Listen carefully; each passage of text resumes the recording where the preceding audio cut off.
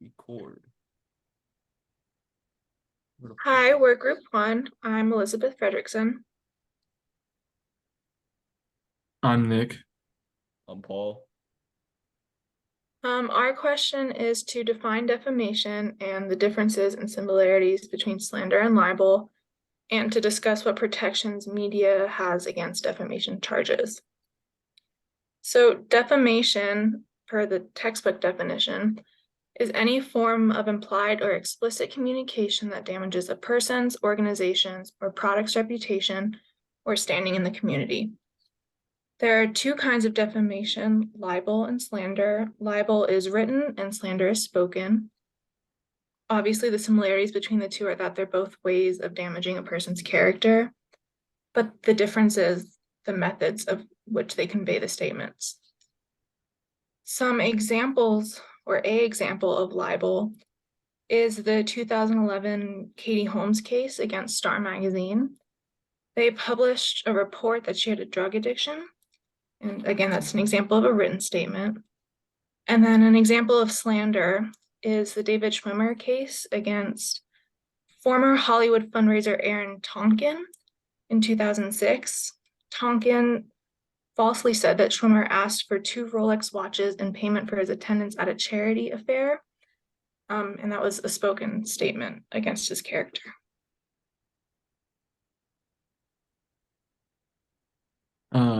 Moving on, talking about defamation with malice as well as negligent libel. These are both things that a defendant can be found guilty of.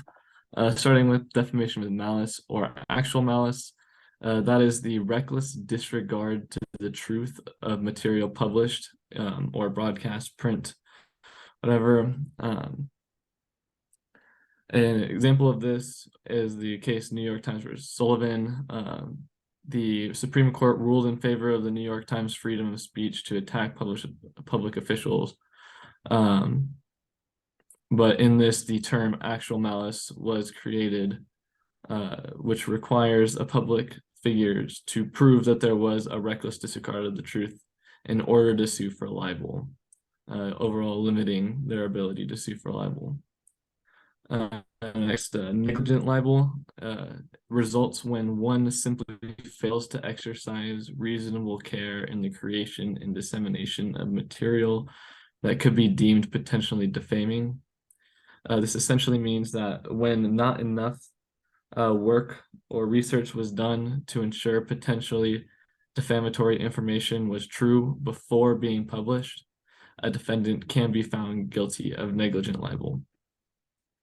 And then if found guilty of either, the defendant can be held liable to compensate the plaintiff, or the plaintiff will just receive damages. An example of this would be in New Hampshire, a jury awarded $274.5 million in damages to a car dealer, a banker, and a developer who were called criminals by a mortgage company owner and an electronic billboard.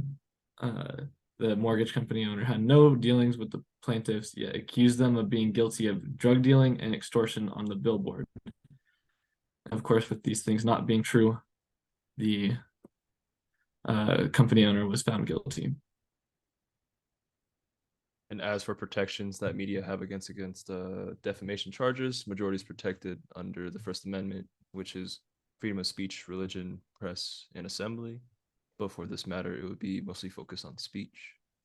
Due to this will allow them to voice their own opinion due to it not being a game of true or false. And as long as the statement is considered true, no action can be taken. However, if the statement is false and publicized and brings harm to the person's reputation or standing, it could bring consequences of being sued to those who publish those statements. An example of this would be the New York Times versus Sullivan, which was a libel case, but you could see how it was also defamation. This case would have New York Times showing an advertisement that was sponsored by a civil rights organization called the Committee to Defend Martin Luther King and the Struggle for Freedom in the South. It would demonstrate the police treatment of civil rights demonstrators at Alabama State College. This article would make up multiple allegations that would turn out to be false, and due to this, L.B. Sullivan, commissioner of the police in Montgomery, Alabama, believed that it would basically defame the police department. With this, Alabama's governor and other Montgomery officials, they would file a lawsuit against the New York Times. The New York Times would then be held liable for the damages caused. This was caused due to their negligence and the lack of checking of how accurate those statements were.